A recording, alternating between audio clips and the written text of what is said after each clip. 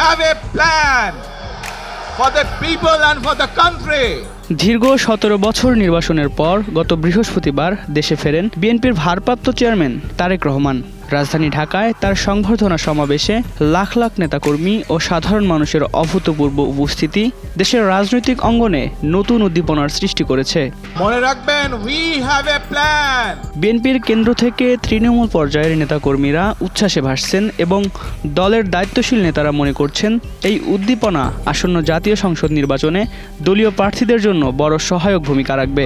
নতুন এবং ফিরে আসা গ্রাহকদের জন্য নগদে চলছে ক্যাশব্যাক সহ প্রতিদিন হাজারো উপহার জেতার সুযোগ। হবে আশা আর ফেরা, সারপ্রাইজ সেরা।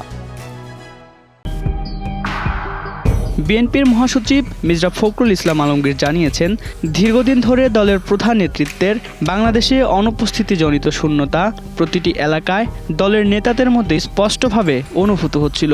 তবে তারেক রহমানের প্রত্যাবর্তনের সঙ্গে সঙ্গে দলীয় নেতারা ঢাকার সংবর্ধনা থেকে পুনরায় উৎসাহিত হয়ে নিজের নিজস্ব এলাকায় ফিরেছেন।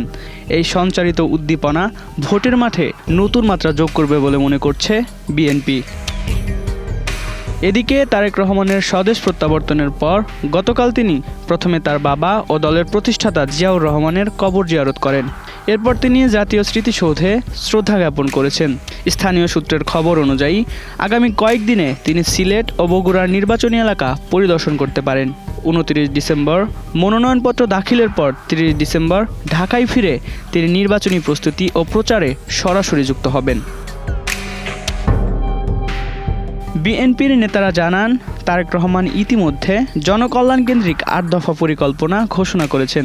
এতে স্বাস্থ্যসেবা, কৃষি সহায়তা, কর্মসংস্থান, শিক্ষা সংস্কার ও সামাজিক নিরাপত্তা কার্যক্রমের প্রতিশ্রুতি অন্তর্ভুক্ত।